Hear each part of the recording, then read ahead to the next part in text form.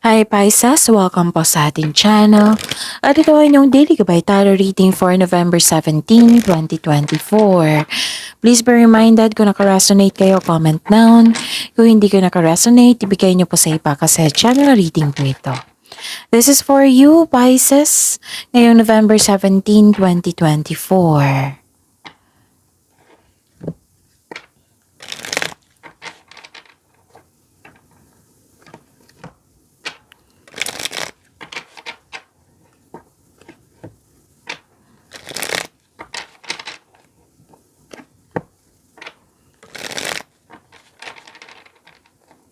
Para po ito sa inyo, Pisces, ngayong November 17, 2024. Maraming salamat po sa inyong patuloy na suporta at maraming salamat din po sa mga hindi nag-skip ng ads. Gamitin ang reading na ito bilang gabay lamang. Sa mga hindi pa nag-subscribe, subscribe na po kayo at click bell notification para malaman nyo na may bago tayong video. Para sa mga gustong magpa-reading po, may lumabas dyan sa screen nyo ngayon. Panoorin nyo po at sundin ng instruction. Calling the attention sa mga suki ko dito na Pisces. Open na po ang inyong monthly gabay tarot reading for November 2024. May 6 months from now reading tayo at love life reading po. So message me Pisces for schedule. Maraming salamat po. Spirits Guide, mga ganap po para kay Pisces ngayong November 17, 2024. I need 3 cards po.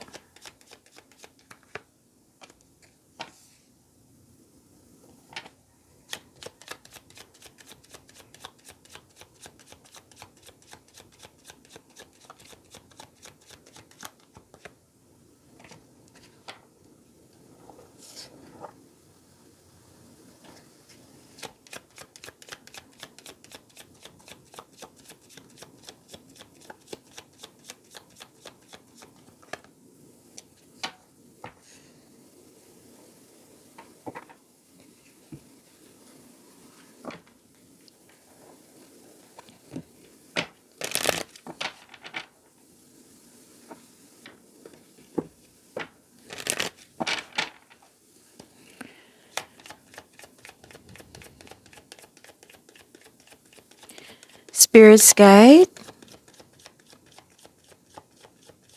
mga mensahe pa para kay Pisces ngayong November 17, 2024. I need 2 cards po.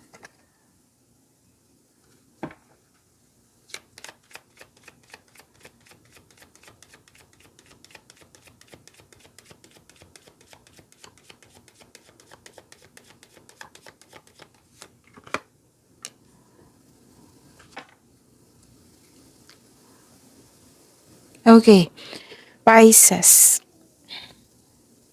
Nakita ko dito na may kausap ka. Pwedeng favorite person mo ito. Nakita ko dito na nagbigay ito ng wisdom message sa iyo. Yung for maturity, for your growth. Okay? Nakita ko yung suporta niya sa iyo. Nang siyang dahilan na bumalik yung confidence mo, na motivate ka ulit, ganon. Na-inspired ka ulit, ganon. Nakita ko rin dito na may meeting, pwedeng reunion, kasi may nakita kong grupo ng tao dito. Pwedeng public event, special event, ganon. Tapos nakita ko rin dito na mas lumawak yung ambisyon mo sa buhay. May nakita rin ako dito, nag-update kayo kung saan na kayo sa goal nyo sa buhay. At nagkaroon ng time for reflection. This is very good. Nagkaroon ng time for reflection. Maganda ito kasi may sagot dyan sa inyong katanungan, may solusyon sa inyong problema, may pahinga din dyan, o may awakening din dyan, ganon. So, time for reflection nandito po. So, malakas din ang inyong intuition ngayon. Pisces, yes. Nakikita ko dito malakas inyong intuition. May nalaman din kayong tao na hindi totoo sa inyo. May humanity's destructive traits. May toxic traits kayong ma-encounter. Okay? So, yun. This is a clarification of your card here na may taong hindi totoo sa iyo. Maari din, ito yung dahilan na humingi ka ng advice sa favorite person mo. Kasi may natuklasan ka eh. So, yun. Wag mo daw kayo magpadala sa wag padala. Wag kayong istorbo. What I meant is, kasi may distraction, right? So, ano yung dapat gawin mo? Put yourself what I meant is boundaries. Limit yourself sa kanila. Wag mong tanggapin yung negative traits niya. Okay? And don't worry. Don't worry. Basta sikapin nyo na wag yung tanggapin yung negative traits niya, yung toxic na tao. And don't worry kasi may new beginning po dito. New beginnings, babangon kayo. Kung nadapa kayo, babangon kayo ngayon. Ang tapang yun na, full of courage. Okay, new beginnings, begin your new life now.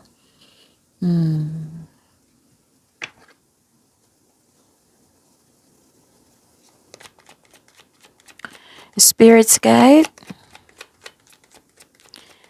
Ano po ang energy ni Pisces ngayong November 17, 2024?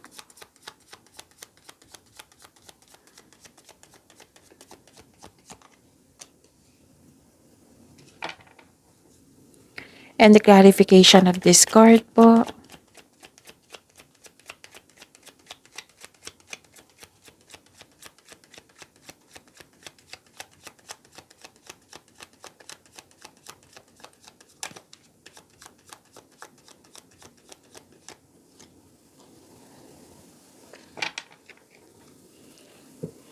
Okay. Sa mga may oras dyan, kung gusto nyo po, panoorin nyo po yung last 4 days kabay tarot reading nyo po. Like for example, napanood niya ito ngayong November 17, 2024. Panoorin nyo po yung last 4 days kabay tarot reading, yung sunod-sunod na reading. Like for example, 17, napanood nyo, 16, 15, 14, 13. Kung may narinig kayo or may nakita kayong repeating message, meaning to say, pinupush yan ng card sa inyo. Kasi ang ilan sa inyo hindi pa binigyan ng attention. So give attention po kung pwede po. Na kung maaari din po, bigyan nyo po ng solusyon at aksyon. Remember Pisces? At the end of the day, alam mo na ikaw lang taong may kakayahan at responsable na gumawa ng sarili mong katotohanan at kinabukasan. Okay.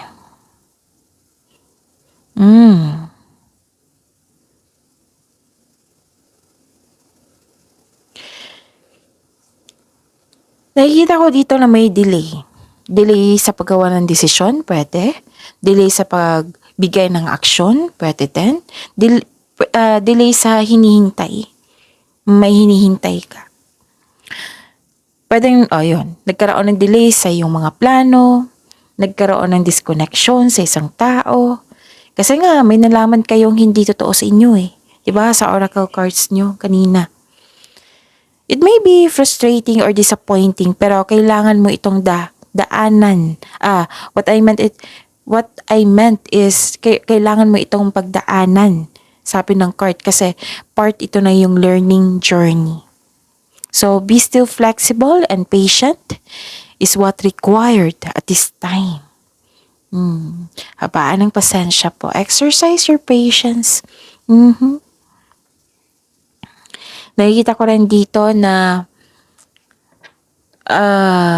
this is new love eh. This is new love, relationship. Pwedeng kakapasok nyo lang sa relasyon. Pwedeng may nagustuhan ka. Pwedeng magaan ang loob mo sa isang tao. Connection to eh. Pwede din connection sa inyong sarili. Naka-receive kayo ng unconditional love. New feelings, nakita ko dito. New feelings, anong tawag dito? Pwedeng bagong kaibigan, nagkaroon ng self-love, nagkaroon ng pleasure, and this is also new beginning. The clarification of your card here, diba? Begin your new life, new beginnings. Bagong simula. This card tells you na the divine is offering you a new love. Yes, may parating na bagong pag-ibig, which can arrive in many forms, such as self-love, new relationship, new connection sa isang tao na magbibigay sa iyo ng love, peace, and happiness sa iyong buhay. So this card asks you to be open sa pag-receive ng gift na ito. So this is gift from the universe. Dahil ito nakatadhana sa iyo, dapat open arms mong itong tanggapin. So open your heart and receive the emotions around you. Ikaw ay nagfo-focus sa self-love and yung nagbibigay ka ng time para sa inyong sarili at nagkaroon po ng personal development. Pwedeng nagkaroon ng renewal of love. Okay? Pwede din na may buntis. Pwedeng may parating na baby. Pwede din binigyan ka ng regalo ngayon. Na literal na regalo. Okay? Tapos, pwede din na, kasi may nakita rin akong parating na job opportunity or new sources of income na maaring maka-enhance yung kaperahan. So, huwag nyo daw palampasin yung pagkakataon na ito. Pwede din enjoy ka sa mga ginagawa mo ngayon. Okay? So, yun. Ang ganda. Spirit's Guide, Career and Money po ni Pisces, ngayong November 17, 2024.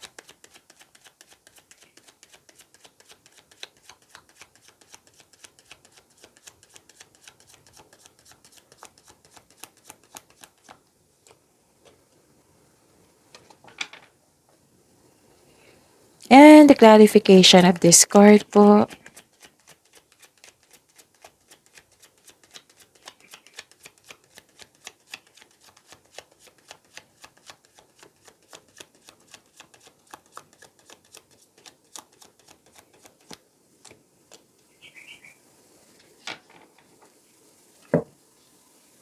Okay.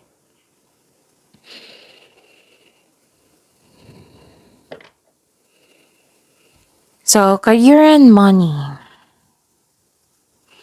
May nakita ko ditong tutol sa iyo. Tutol sa plano, desisyon, ideas. May nakita kong tutol dito. Pwede din na, like for example, sa career and money to, no, di ba? May gusto mong mag-aral, like, ano yung magandang example para kuhang-kuha nyo. Yun, like for example, gusto mo mag-board exam kasi yung mag-masteral, pwede din. Kung gusto nyo mag-masteral or board exam para magkaroon ng traditional career path or yung mag-move up ka sa ladder of success. So, babalik ka ng pag-aaral. May tutol. Ganun. May ganap na tutol ako dito na nakikita. Oo. Kasi tutol sa gusto mong umangat tapos tutol siya. May ganap na ganyan. Ang advice ng card dito, hindi po daw kayo kailangan magalit sa kanya. Kasi baka may experience siya. So, alamin nyo. Oo. Basta, ang sabi ng card dito, the advice is, take it as a reminder to try to have an open mind and be respectful of opposing viewpoints. Basta maniwala lang kayo sa iyong sarili. Magkaroon ng konkretong plano. Kung buo ang desisyon mo, then go ahead. Oo, ikaw naman yung gagawa, ikaw naman yung haharap sa inyong buhay, di ba? So, kunin mo lang yung experience niya, baka may experience siya na kung bakit siya tutol, para aware ka. Kung wala siyang experience, alam niyo naman yan. Kung bakit wala siyang, alam niyo na, baka marahil, ayaw lang niyang umangat ka. May dahilan yan pero hindi kailangan po daw na magalit kayo sa kanya. Kasi ang gusto ng card dito na hindi kayo magalit. Yung sabi ng card dito na, anong tawag dito? Huwag niyong tagampin yung energy niya. Ganon. Limit yourself sa kanya. Hindi kailangan na umiwas kayo sa kanya. Like for example, huwag niyong i-share sa kanya yung ideas mo. Yung susunod na hakbang mo. Kasi pinipigilan ka niya Kung valid naman yung reason niya, then pag-isipan nyo ng mabuti. Pero kung buo na ng loob mo, then go ahead. Kasi buhay nyo naman yan. So, yun. Hindi po daw kayo kailangan magalit. Huwag kayong magalit kasi may pagbabago dito. Oo, okay? Tapos, ano to eh? Ah, this is completion of cycle. This is new beginning. So, tatlong card na nagsabi dito na may pagbabago. May new beginning, completion of cycle. Okay? This is ending with new beginning. Yung sabi kasi dito, pagtatapos sa isang mapait na sinapit, nagaganap ang pagbabago kung tinanggap mo ang mga nangyari. Oo. Kung ikaw mismo ay tanggap ang pagtatapos na ito. Ang pagsuko ay lumihilikha ng isang pakiramdam ng peace of mind, kapayapaan at pasasalamat. So, this is ending with new beginning, ha? Listen, mawawala ang blockages na nagdulot ng mga pagkawala ng trabaho or mga hadlang sa pananalapi or mga hadlang. Mawawala na yan, yung mga blockages. May parating po na biyaya na sa pagtanggap mo sa mga nangyari, sa pagtanggap mo sa pagbabago, may parating na biyaya na magbibigay daan sa iyo na mas maging maunlad kayo. So, accept and learn the past situation. Okay? So, at least na-overcome na. Tapos na. Spirit's Guide. Love life, self-love, partnership, and romance. Ni Pisces ngayon November 17, 2024.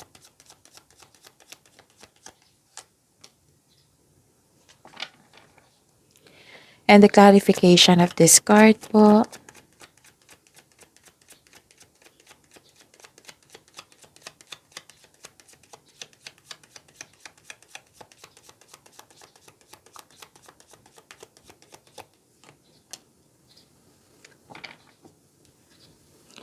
Okay, maraming salamat po sa patuloy na tiwala at suporta sa ating channel at maraming salamat din po sa mga hindi nag-skip ng ads.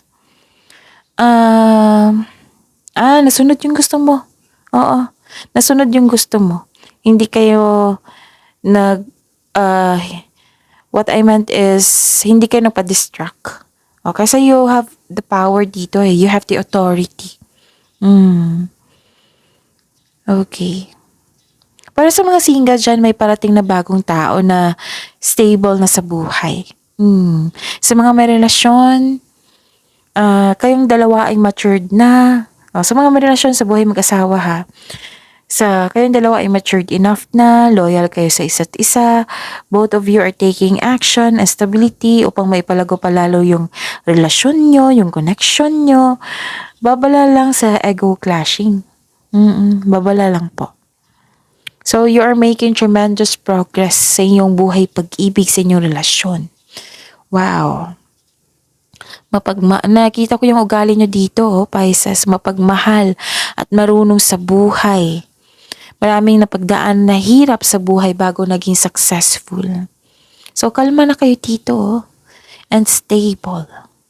Gusto niyo mapag-isa para makapag-isip ng mabuti, para sa pagbalik nyo, re-energize na kayo. Yun nga, yung sabi ko dito sa kanina sa inyong oracle cards na lumabas dito sa tarot cards nyo na yung time for reflection, yung gusto nyo mapag-isa. You have divine inspiration, lumabas din dito from here to here na may nagbigay ng wisdom message sa iyo. Nagkaroon ng inner truth, nagkaroon ng divine inspiration, nagkaroon ng enlightenment. Okay. Para sa mga single, you need time alone, parang perfect time sa inyo na maglaan ng oras sa sarili. And sa mga may relations, sa mga may relasyon, sa buhay mag-asawa, nag-spend time kayo apart. Yung tahimik lang kayo ngayon, ang space is a sign of respect. It's a sign of respect sa inyong sarili, sa inyong partner, sa inyong relasyon. Para mas maging healthy yung connection nyo. Tahimik kayo ngayon, nagpahinga. So, pwedeng nag-meditate kayo, nag-long walks kayo. Basta may inner truth ako nakikita dito. Divine inspiration. So, feel free yourself para makapag-isip ka ng maayos. Okay? Gusto nyo mapag-isa dito. Yung parang perfect time sa inyo na maglaan ng oras sa sarili. Ganon. Okay? Soul searching. Naghahanap ka ng sagot sa inyong mga katanungan. Kaya nag-time for reflection kayo. So, all life's answers are within you. Pisces. Pagyamanin yung blessings sa binigay sa inyo dito, Pisces. See you tomorrow. Please like, subscribe, and click the button for notification para updated po kayo sa daily tarot reading natin. Maraming salamat po.